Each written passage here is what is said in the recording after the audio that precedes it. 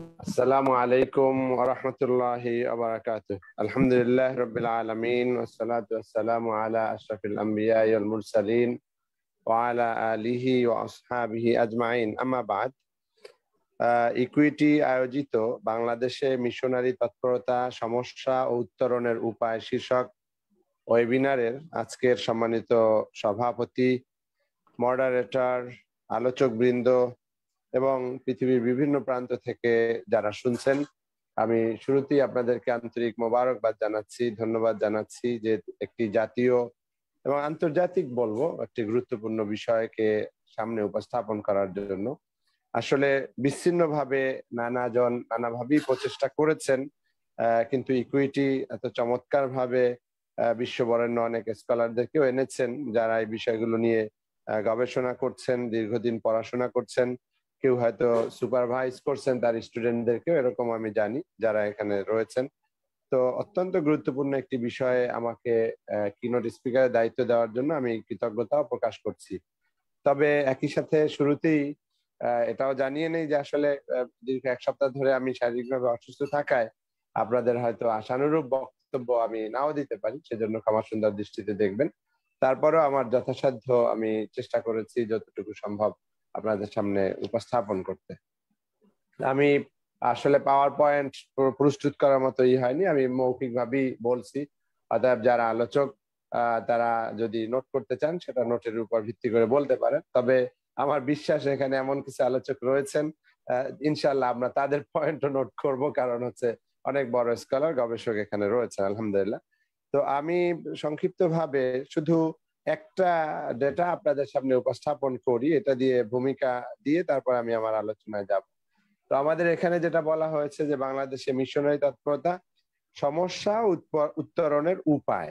তার মানে আমরা সমস্যা হিসাবে আমার এই ব্যাকগ্রাউন্ডটাকে আপনারা ধরতে পারেন, যেটা আমি এখন একটা তথ্য উপস্থাপন করব, তারপর উত্তরণের উপায় হিসাবে কতগুলো পয়েন্ট আমি আপনাদের সামনে উপস্থাপন করব। আশা করি এগুলো দিয়ে জাতি উপকৃত হবে, আর এর বাইরে আপনারাও যোগ করবেন ইনশাআল্লাহ। 2010 থেকে 2016 6 বছরের একটা ডাটায় দেখা গিয়েছে যে 91,000 মানুষ, মুসলমান মানুষ বলতে এখানে মুসলমান, 91,000 মুসলমানকে খ্রিস্ট ধর্মে দীক্ষিত করা হয়েছে, অর্থাৎ ধর্মান্তরিত করা হয়েছে। এবং এটাকে যদি আমরা ভাগ করি, যে 6 বছরকে ভাগ করি আমরা, তাহলে প্রতি বছরে হচ্ছে 15,166, পার মান্থ হচ্ছে 1,264, আর পার ডে হচ্ছে 42। আমি একটুখানি আপনাদেরকে একটুখানি নাড়া দেওয়ার জন্য নিজেদের বিবেকে আমি বলি যে আমাদের হুজুররা বা আমাদের ওয়াইজ যারা রয়েছেন, দায়ী যারা রয়েছেন, কোন মাহফিলে একজন অমুসলিম অন্য ধর্মের সে এসে যখন কালেমা পড়ে লক্ষ লক্ষ মানুষ নারায় তাকবীর দেয়, তাও দেখা যাচ্ছে যে হয়তো ওই ওয়াজের সিজনে একজন দিল, তাও 1 মাসে 2 মাসে একজন হয়তো দিল, তাতেই মহা খুশি আমরা। কিন্তু এদের তৎপরতা আপনি দেখবেন যে আসলে তেমন কোনো পত্রপত্রিকায় নাই, কোনো আওয়াজ নাই, কোনো বিশাল মিছিল মিটিং নাই, লক্ষ মানুষের স্লোগানে মুখরিত হওয়া নাই, কিন্তু ভিতরে ভিতরে পার ডে 42 জন। যেখানে আমরা 42 দিনে একজন করতে পারি কিনা সন্দেহ, সেখানে হচ্ছে পার ডে 42 জন তারা এভাবে করছে। তো আমি সমস্যা নিয়ে এই বিষয়টাকে জাস্ট একটা ডাটা বা তথ্য আপনাদের সামনে দিয়ে যেটা বুঝাতে চাই যে সমস্যা তো বহুমুখী সমস্যা। সমস্যা হচ্ছে যে একটা সময় দেখা যাবে যে আমাদের ব্যাপক সংখ্যক মুসলমান তারা দারিদ্র্যের কারণে হোক, কুশিক্ষা অশিক্ষার কারণে হোক, এভাবে আমাদের সমাজটা আস্তে আস্তে ধর্মান্তরিত হয়ে ব্যাপক সংখ্যক মুসলিম তারা অমুসলিম হয়ে যাবে। এবং এটার জন্য আমাদের বড় হচ্ছে মুসলমানদের জন্য যে আমরা আল্লাহ তাআলার কাছে আটকা পড়ে যাব, আমরা সঠিক উত্তর দিতে পারবো না। যেখানে আমাদের বরং দায়িত্ব যে আমরা দ্বীনের পথে দাওয়াত দিব, মানুষদেরকে এভাবে সবসময় ইসলামের পথে দাওয়াত দিব। তারা এটা যদি না করে তাহলে আমাদের এটা হচ্ছে ধর্মীয় দিক দিয়ে আমাদের একটা ক্ষতি, আর আর্থসামাজিক অবস্থার দিক দিয়ে একটা বড় ধরনের ক্ষতি। ক্রমান্বয়ে দেখা যাবে যে আমরা ক্ষমতাহীন হয়ে যাব, রাজনীতিতে ইসলাম থাকবে না, অর্থনীতিতে ইসলাম থাকবে না, শিক্ষা ব্যবস্থায় থাকবে না, ওই অঞ্চল থেকেই আস্তে আস্তে ইসলামকে তাড়িয়ে দেওয়া হবে, যেটা ঘটেছে রাঙামাটিতে বা পার্বত্য আরো কিছু কিছু অঞ্চলে। ইমামকে খুন করা, তারপর হচ্ছে ওই জায়গা থেকে মক্তবগুলো বন্ধ করে দেওয়া, মক্তবের শিক্ষকদেরকে অপহরণ করা। তো এই যে মানে রিলেটেড, এর সাথে একটা আরেকটার সাথে রিলেটেড, অর্থাৎ শুধু ধর্মের বিষয়ই নয়, অর্থাৎ সামাজিক ও বিশৃঙ্খলা তৈরি হবে। আপনি যদি সামাজিক দিক দিয়ে চিন্তা করেন যে একজন মুসলমান হোক, হিন্দু হোক, সবারই সমান অধিকার আছে, তাহলে ইমাম হয়েছে বলে, সে একজন দায়ী হয়েছে বলে তাকে খুন করা হবে, কারণ এই খুনের সাথে ওই ওই বিষয়গুলো জড়িত। আসলে তারা কোনোভাবেই চায় না যে ইসলাম প্রতিষ্ঠিত হোক, ইসলাম আরো শক্তিশালী হোক, এটা চায় না, এবং সেই কারণেই এভাবে গুম করা, খুন করা এই বিষয়গুলো হচ্ছে। তার অর্থ হচ্ছে শুধু ধর্মীয় সমস্যা নয়, আমাদের সামাজিক সমস্যা, আমাদের শিক্ষা ব্যবস্থার সমস্যা, আইন শৃঙ্খলায় সমস্যা, আমাদের রাজনীতিতে সমস্যা, আমাদের অর্থনৈতিক দিক দিয়ে সমস্যা, নানা দিক দিয়ে আমাদের এই সমস্যাগুলো তৈরি হচ্ছে। এবং এটাই যখন খুব বড় আকার ধারণ করবে, তখন কিন্তু দেখা যাবে যে তারা আলাদা রাষ্ট্র দাবি করবে। এটা আরেকটা বড় সমস্যা, আমাদের স্বাধীনতা সার্বভৌমত্বের উপরে আঘাত আসবে। তার মানে এই সমস্যাটা, আমি যেটা মূল কথাটা বুঝাতে চাই সমস্যার ক্ষেত্রে, সেটা হচ্ছে শুধু ধর্মীয় সমস্যা নয়, এই সমস্যাটা হচ্ছে আমাদের স্বাধীনতা সার্বভৌমত্বের সমস্যা, আমাদের অস্তিত্বের সমস্যা।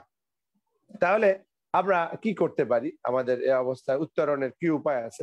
আমি আরো একটি সেমিনারেও আপনাদেরকে বলেছিলাম যে যে কোনো কাজে এখনো পর্যন্ত, যেহেতু আমাদের মুসলিম সংখ্যাগরিষ্ঠ দেশ হিসাবে মতাদর্শিক যতই ভিন্নতা থাকুক, এখনো পর্যন্ত নামে হোক আর যতটুকু হোক, সরকারের মধ্যে অনেকেই মুসলমান এবং ইসলাম সম্পর্কে কিছুটা হলেও বেসিক ধারণা রয়েছে। অর্থাৎ আমার প্রথম পরামর্শ হচ্ছে যে আমরা যে কোনো ভাবে সরকারকে এটা বুঝাতে হবে, কনভিন্স করতে হবে, এই ডাটাগুলো তাদের কাছে উপস্থাপন করতে হবে, যাতে করে সরকার কোনোভাবেই প্রভাবিত না হয়, বিদেশি শক্তির দ্বারা হোক, বিদেশি এনজিওদের দ্বারা হোক। সরকারকে সঠিকভাবে গাইডলাইন দিতে হবে, বুঝাতে হবে, যাতে করে তারা এই এই বিষয়ে তৎপর হয়। যখন সরকারি ভাবে, যেহেতু এনজিও ব্যুরো আছে, আরো অন্যান্য মন্ত্রণালয় রয়েছে যে যার সাথে এগুলো সম্পর্ক রয়েছে, আপনার সেখানে কিছু ক্ষেত্রে পররাষ্ট্র মন্ত্রণালয়ের সহযোগিতা নিতে হতে পারে, কিছু ক্ষেত্রে স্বরাষ্ট্র মন্ত্রণালয়ের সহযোগিতা নিতে হতে পারে, কিছু ক্ষেত্রে সমাজ কল্যাণ মন্ত্রণালয়ের সহযোগিতা নিতে হবে। অর্থাৎ আমরা গবেষণা করে দেখবো যে কোন কোন মন্ত্রণালয়ের সাথে জড়িত, তাদের সাথে আমরা সরাসরি যোগাযোগ করব। প্রয়োজনে প্রধানমন্ত্রীর সাথে দেখা করার ব্যবস্থা করতে হবে, যাতে করে এই বিষয়গুলো সম্পর্কে আরো বেশি সচেতন করা এবং তাদের সহযোগিতা নেওয়া যায়। আমাদের এরপরে আরেকটা বিষয় হচ্ছে যে আপনারা বলতে পারেন যে স্বাভাবিকভাবে দায়ী তো বলা যেত, কিন্তু আমি একটু শব্দ যোগ করতে চাই, আন্তর্জাতিক দায়ী। আমি দেখতে পাচ্ছি এখানে আমাদের কিছু স্কলার যারা বিদেশে রয়েছেন এবং আন্তর্জাতিক পরিমণ্ডলে দাওয়াতের কাজ করছেন, আমাদের মডারেটর থেকে শুরু করে আরো অনেকেই আন্তর্জাতিক পর্যায়ে অভিজ্ঞতা রয়েছে। আমি তাদের কথা বিশেষভাবে জোর দিচ্ছি এই কারণে, যেখানে আমরা দেখি যে ইউরোপ আমেরিকায় অমুসলিমরা আজকে মুসলিম হচ্ছে, তাহলে তাদের থেকে আমাদের অবশ্যই পরামর্শ নেওয়ার রয়েছে যে তারা আসলে এই প্রতিকূল পরিবেশে তারা কিভাবে সফল হচ্ছে। আমরা তাদের থেকে পরামর্শ নিব, আন্তর্জাতিক দায়ীদের সহযোগিতা আমাদের নিতে হবে, তাদের পরামর্শ নিতে হবে, এবং একই সাথে বাংলাদেশের যারা ওলামায়ে কেরাম, বাংলাদেশের যারা দায়ী রয়েছেন, তাদেরকে আরো সচেতন করতে হবে। এদের পরামর্শের চেয়েও এরা যেহেতু ফিল্ডে আছেন, তাদেরকে কাজে লাগানো। যদি আমরা ধরি আমাদের মেইন স্ট্রিম ওলামায়ে কেরাম অথবা মেইন স্ট্রিম দায়ী যারা, তারা কিন্তু আসলে পার্বত্য অঞ্চলে খুব কম যান, তারা এই সংখ্যাটা খুব কম, নিরাপত্তার কারণে হোক, সময়ের অভাবে হোক, তাদের এটা কম। আর যদি ওই জায়গায় যারা রয়েছেন, সেটার সংখ্যাটা যদি আমরা হিসাব করি, খুবই কম।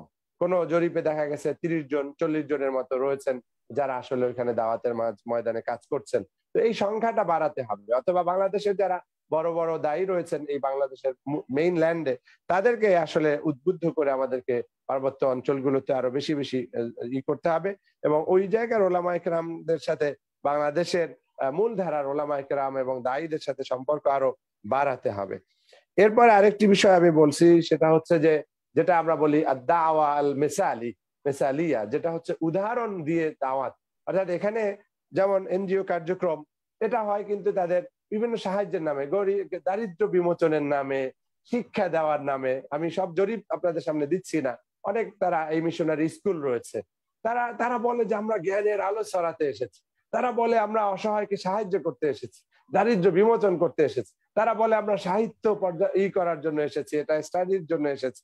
এই যে সুন্দর সুন্দর নাম তারা ব্যবহার করে, এইটা আমাদেরকেও কাজে লাগাতে হবে। অর্থাৎ শুধু ইসলাম ত্যাগ করলে আপনি কাফের হয়ে যাচ্ছেন, মুরতাদ হয়ে যাচ্ছেন, এই অজে কাজে আসবে না, কারণ যার পেটে ক্ষুধা সে তো যে কোনো ভাবে বাঁচতে চায়। অতএব আমাদেরও যারা ওলামায়ে কেরাম রয়েছেন, তাদেরকে ওই সোশ্যাল অ্যাক্টিভিটি বাড়াতে হবে। আমরা একটুখালি এরদোগানের কথা বলি, কিন্তু এখনো পর্যন্ত আপনারা যদি জরিপ চালান, আলহামদুলিল্লাহ আমরা দেখতে পাচ্ছি যে সিলেটে বন্যায় অথবা চট্টগ্রামে এই কন্টেনার যে ডিপুতে এই আগুন ধরা, নানা কাজে আমরা দেখতে পাচ্ছি যে আলহামদুলিল্লাহ ওলামায়ে কেরাম এখন অনেক অনেক আগানো, অনেক তৎপর। এই তৎপরতাটা আরো বাড়াতে হবে, যাতে করে আসলে আমরাই মূল ধারার হয়ে যাই। এখনই হয়ে যাচ্ছি, সেটাকে আরো স্ট্রেনথেন করতে হবে, আরো শক্তিশালী করতে হবে। এই বিষয়টা করলে তখন ওরা আসলে পিছু হটতে বাধ্য হবে। কারণ যখন আমরা পেটে ভাত দিতে পারবো, আমরা চিকিৎসা দিতে পারবো, আমরা শিক্ষার ব্যবস্থা করতে পারবো, তখন আসলে আমাদেরকে আমাদের এই অশিক্ষিত, কম শিক্ষিত অথবা দারিদ্র্য পীড়িত যারা জনগোষ্ঠী রয়েছে তাদেরকে সহজেই তারা ক্ষতিগ্রস্ত করতে পারবে না, তারা কনভার্ট করতে পারবে না। আরেকটি বিষয় হচ্ছে যে শিক্ষা। শিক্ষা একটা হচ্ছে প্রাতিষ্ঠানিক শিক্ষা, আর একটা হচ্ছে যে অপ্রাতিষ্ঠানিক শিক্ষা। এই কার্যক্রমও বাড়াতে হবে। তাই সে হয়তো একটা মাহফিলে আসছে, সে হয়তো মসজিদের আলোচনায় বর্ণনা করছেন, কিন্তু আমাদের কিছু এনজিও ভিত্তিক হোক অথবা এই যে মক্তব ভিত্তিক হোক, মসজিদ ভিত্তিক শিক্ষা কার্যক্রম হোক, যে কোনো ভাবে হোক, আমাদের আসলে এই যারা ধর্মান্তরিত হচ্ছে তাদের কারা হচ্ছে, কিভাবে হচ্ছে, তাদেরকে আলাদাভাবে কাউন্সিলিং এর ব্যবস্থা করা এবং শিক্ষা কার্যক্রমটা তাদেরকে টার্গেট করে কিছু স্পেশাল শিক্ষা কার্যক্রম আমাদের পরিচালনা করতে হবে। আর একটা বিষয় আমি আপনাদের সামনে বলতে চাই, সেটা হচ্ছে যে গণমাধ্যম। ফর এক্সাম্পল, আপনারা এই ইকুইটির মাধ্যমে আলোচনা করছেন, আমরা যদি নিরপেক্ষভাবে বিশ্লেষণ করি, কত হাজার মানুষ এটা দেখতেছেন। কিন্তু আমরা গণমাধ্যমে এটা আয়োজন করতে হবে। মেইন স্ট্রিম গণমাধ্যম যদি আমাদেরকে সাহায্য না করে, তাহলে আমরা বড় বড় ইউটিউব চ্যানেল, বড় বড় দায়ীদের যে চ্যানেলগুলো রয়েছে, সেই চ্যানেলের মাধ্যমেও এই বিষয়গুলো তুলে ধরতে হবে। আমি যেহেতু একজন গণমাধ্যম কর্মী, গণমাধ্যমের একজন শিক্ষক, মাস মিডিয়া স্কলার, সেই হিসেবে আমি এটার গুরুত্ব বুঝি। আপনারা এই ক্ষুদ্র পরিসরে বক্তব্য দিলেই হবে না, এটা জাতীয়ভাবে ছড়িয়ে দিতে হবে। আপনার জাতীয় দৈনিকগুলোতে লিখে হোক, প্রপত্র প্রকাশ করে হোক, অথবা অন্য যে কোনো ভাবে হোক, আপনারা উপসম্পাদকীয় লিখে হোক, সম্পাদকীয় লিখে হোক, আপনারা এই বিষয়টাকে তুলে ধরতে হবে। বেশি বেশি করে নিউজ করতে হবে, যাতে করে জনগণ এ ব্যাপারে সচেতন হয়, আরো সচেতন হয় এবং এ ব্যাপারে পদক্ষেপ গ্রহণ করতে পারে। আর একটা বিষয় হচ্ছে যে একাডেমিয়া। ফর এক্সাম্পল, আমি এই বিষয়টা অনেক জায়গায় বলেছি যে আসলে আমাদের যারা ইসলামকে পছন্দ করে না, যারা ইসলাম বিদ্বেষী বা বিরোধী, এই জাতীয় মানুষদের আপনি দেখবেন, আপনি শাহবাগে যান, বড় বড় লাইব্রেরি গুলোতে দেখবেন শত শত বইপত্র রয়েছে, ইসলাম বিরোধী বইপত্র তাদের রয়েছে। এবং ঢাকা বিশ্ববিদ্যালয়ের তরুণ মেধাবী শিক্ষার্থীদেরকে তারা এভাবে কনভিন্স করে, তাদেরকে গিফট দেয়, নানাভাবে তারা এই কাজগুলো করে। বইমেলায়ও যদি দেখেন, জরিপ চালান যে কয় শতাংশ বই ইসলাম সংক্রান্ত রয়েছে, বরং অনেক সময় তো দেখা যায় যে ইসলামী পাবলিকেশন যারা করে তাদেরকে কৌশলে আটকে দেওয়া হচ্ছে। তাই এই অবস্থায় আমাদের একটা বিষয় করতে হবে যে একাডেমিয়ার মধ্যে এই বিষয়টাকে আনতে হবে, যাতে করে আমরা বড় বড় পাবলিকেশন করতে পারি। রিসার্চ আর্টিকেল বলেন, বড় বড় বই, ডকুমেন্ট থাকবে, প্রতিবেদন থাকবে, বার্ষিক প্রতিবেদন থাকবে যে এই অবস্থা হচ্ছে, সেটা ফ্রি বিতরণের ব্যবস্থা করতে হবে এবং সকল বড় বড় ইসলামিক স্কলারদের কাছে এটা ছড়িয়ে দিতে হবে এবং সাধারণ মানুষের কাছেও ছড়িয়ে দিতে হবে। এই যে বক্তব্য দিচ্ছি, দেখা যাবে যে এইটা হয়তো আমাদের ওইভাবে পাবলিশ নাও হতে পারে, কখনো হলে সেটা ব্যতিক্রম, কিন্তু অধিকাংশ সময় হচ্ছে না।